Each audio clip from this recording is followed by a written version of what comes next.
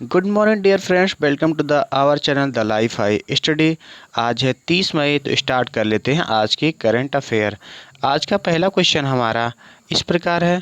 इसमें दो कथन दिए गए हैं, आपको ये बताना है कौन सा कथन सही है।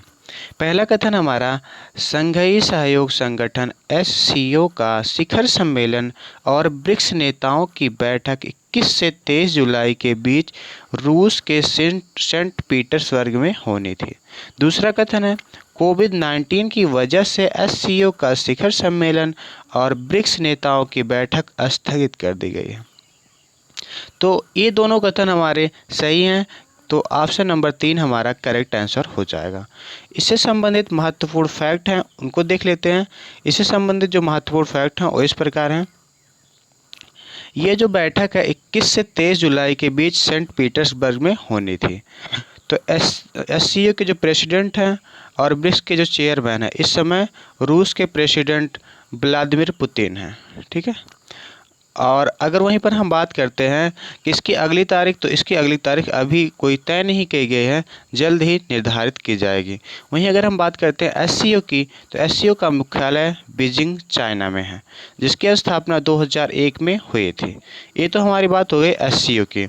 और अगर हम बात करें एससीओ की मेंबर कंट्रीज़ की, तो इसकी मेंबर कंट्रीज चीन, कजाकिस्तान, किर्गिस्तान, रूस, तजाकिस्तान, उज़्बेकिस्तान, इंडिया और पाकिस्तान है। वहीं अगर हम बात करते हैं ब्रिक्स की, तो इसका मुख्यालय संघई चीन में है, स्थापना 2009 में हुआ। मेंबर कंट्रीज़ की बात करें, ब्राज़ील, रूस, इंडिया, चाइना, साउथ अफ्रीका, ये इसके मेंबर कंट्रीज हो जाएंगे। अगला क्वेश्चन हमारा, इसमें भी कथन से संबंधित क्वेश्चन दिए गए हैं। इसमें 3 कथन दिया गया है, आपको ये बताना है कौन सा कथन निम्न में से सही है। पहला कथन हमारा, केंद्रीय सड़क परिवहन और राज्य मंत्री नितिन गडकरी ने हाल ही में वीडियो कॉन्फ्रेंस के माध्यम से उत्तराखंड में चंबा सुरंग का उद्घाटन किया है। इस सुरंग का निर्माण, अगला कथन, इस सुरंग का निर्माण सीमा संगठन सहयोग बीआरओ ने उत्तराखंड की चार धाम परियोजना के तहत किया है। और वहीं पर अगला कथन, हम अगर कथन सी की बात करें, ऋषिकेश धरासू मार्ग पर चंबा शहर के नीचे 440 मीटर लंबी सुरंग बनाई गई है। तो इसका जो करेक्ट आंसर हो जाएगा वो ऑप्शन नंबर डी हो जाएगा, क्योंकि इसमें के तीनों कथन ही सही हैं, ठीक है। जो तीनों कथन हमने ऊपर पढ़े वो तीनों के तीनों सही हैं। इससे संबंधित महत्वपूर्ण फैक्ट देख लेते हैं।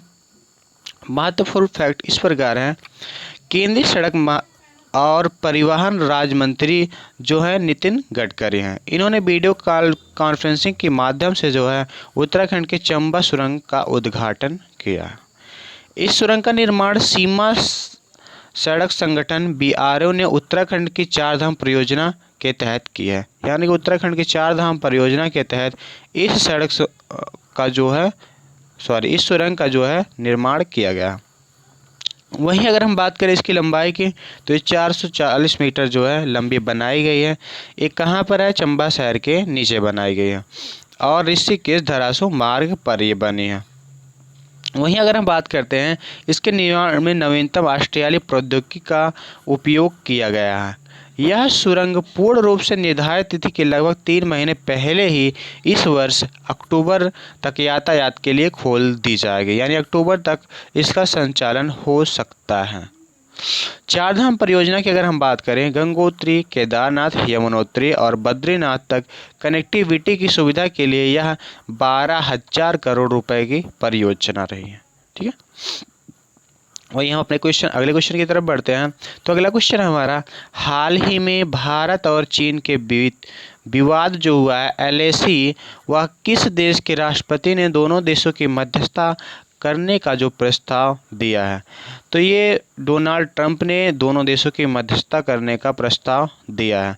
महत्वपूर्ण फैक्ट देख लेते हैं इस क्वेश्चन से संबंधित।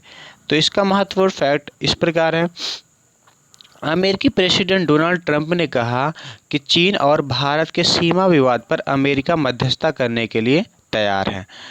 इसके लिए उन्होंने दोनों पक्षों की सरकार को सूचनाएं भी पहुंचा दी है। ये जो है, यानी डोनाल्ड ट्रंप ने कश्मीर पर भी मध्यस्थता करने का प्रस्ताव दिया था, परंतु भारत ने जो है इस प्रस्ताव को स्वीकार नहीं किया था, अस्वीकार कर दिया था, क्योंकि भारत ने उस समय कहा था कि जो पाकिस्तान का और भारत के बीच का जो मामला है वो भारत का आंतरिक मामला है। ठीक है। और अगर हम बात करें LOC की, तो LOC में चीन का बहुत ही रुख बदलाव आया है, क्योंकि लद्दाख में खास तौर पर गलवान वैली में लाइन ऑफ एक्चुअल कंट्रोल यानी LAC पर दोनों देशों की सेनाओं में भारी जमावड़े के बाद चीन ने अपने रुख में बदलाव के संकेत दिए हैं। बदलाव के संकेत किस प्रकार मिले हैं? चीन के विदेश मंत्रालय के प्रवक्ता हैं झाओ लिजियान। इन्होंने कहा है कि दोनों देशों की जो मसले हैं वो बातचीत के जरिए जो है सुलह किए जा सकते हैं। और भारत चीन सीमा पर अब स्थिति थोड़ा सा नियंत्रण में आ रही है, यानी हालात जो है कंट्रोल में दिख रहे हैं। इंडिया चीन की जो फौज में यानी सीमा पर फौज की संख्या जो है काफ़ी बढ़ाई जा चुकी है।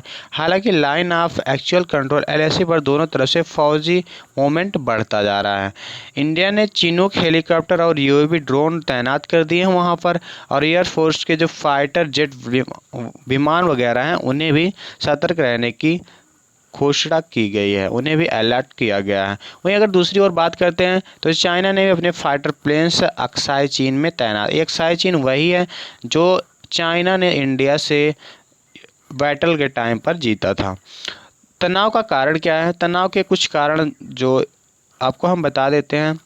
इंडिया और ऑस्ट्रेलिया ने डिफेंस लार्जेस्ट पैक्ट साइन करने वाला, यानी इंडिया जो है ऑस्ट्रेलिया से एक डिफेंस लार्जेस्ट पैक्ट साइन करने वाला, इस वजह से भी तनाव है। और अगले तनाव की हम बात करते हैं, अगर अगला तनाव है 4 जून को, इस पर इंडिया के PM मिनिस्टर जो हैं, प्राइम मिनिस्टर जो हैं ऑस्ट्रेलिया के प्रेसिडेंट स्कॉट मॉरिसन के बीच जो है वर्चुअल समिट यानी ऑनलाइन शिखर सम्मेलन होने वाला है। और वहीं पर अगर हम बात करते हैं इस पैक्ट के अनुसार जो है इंडियन नेवी जो है ऑस्ट्रेलिया की एक टापू पर अपना बेस बना सकेगी, और ऑस्ट्रेलिया की नेवी जो अंडमान निकोबार द्वीप समूह पर भी एक अपना बेस बना सकेगी। इंडिया ने वर्ल्ड हेल्थ असेंबली में यूरोप और ऑस्ट्रेलिया के साथ खड़े होकर कोरोना वायरस की उत्पत्ति की जांच के लिए भी प्रस्ताव पारित करवाया था। और वहीं अगर बात करें इंडिया, जापान और अमेरिका का स्क्वाड ग्रुप भी बन चुका है, जिससे चीन को प्रशांत महासागर और इंडियन ओशन में एक्टिविटी पर नज़र रखी जा सकती है। तो ये सब है तनाव के कारण। इन सब वजह से जो है LOC पर जो है गंभीरता का मैटर दिख रहा है। चलिए अगले क्वेश्चन की तरफ बढ़ते हैं। अगला क्वेश्चन हमारा, नासा द्वारा अगली पीढ़ी के टेलीस्कोप WFIRST का नाम बदलकर किसके नाम पर रख दिया गया है?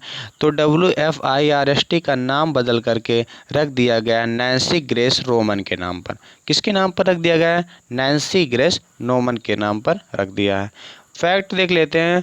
नासा की जो अंतरिक्ष एजेंसी है, यानी अमेरिका की जो अंतरिक्ष एजेंसी है नासा, उसके पहले प्रमुख खगोलीय विज्ञान नैन्सी ग्रेस रोमन के नाम पर अपनी अगली पीढ़ी के टेलीस्कोप जो है वाइड फील्ड इंफ्रारेड सर्वे टेलीस्कोप WFIRST का नाम बदला गया है। ठीक है, इसका फुल फॉर्म हो गया वाइड इंफ्रारेड सर्वे टेलीस्कोप। ठीक है। वहीं अगर हम बात करते हैं Nancy grace Roman space telescope या रोमन स्पेस टेलीस्कोप वर्ष 2005 में लॉन्च किया गया था। सॉरी फ्रेंड, थोड़ा सा जुकाम हो गया है और जो है इस वजह से थोड़ी सी प्रॉब्लम सा हो रही है। तो चलिए अगले क्वेश्चन की तरफ बढ़ते हैं। उसके पहले बता देते हैं आपको ये फैक्ट जो है, नासा की पहली प्रमुख खगोलीय विज्ञान नैन्सी ग्रेस रोमन को हब्बल स्पेस टेलीस्कोप की जननी के तौर पर भी जाना जाता है। यह 30 साल पहले लॉन्च किया गया था। 2018 में रोमन का निधन भी हो गया था। अगले क्वेश्चन की बात करते हैं, अगर किस भारतीय राज्य केंद्र शासित राज्य ने लाख की खेती की कृषि गतिविधि घोषित करने की घोषणा कर दी है? तो यह घोषणा कर दी गई है छत्तीसगढ़ सरकार के द्वारा। जो लाख की खेती होती है उसे जो है लाख के तरल पदार्थ होता है उसी की खेती होती है। तो छत्तीसगढ़ के जो वर्तमान समय में मुख्यमंत्री भूपेश बघेल हैं, इन्होंने ही जो है लाख की खेती को वन विभाग से मंजूरी ले करके इसे जो है खेती के रूप में यानी कृषि की खेती के रूप में वरीयता देने की घोषणा की है। वहीं पर अगर हम भूपेश बघेल की बात करें तो इन्होंने कहा इससे जो है निर्माण राज्य किसानों के लिए काफ़ी लाभदायक साबित होगा।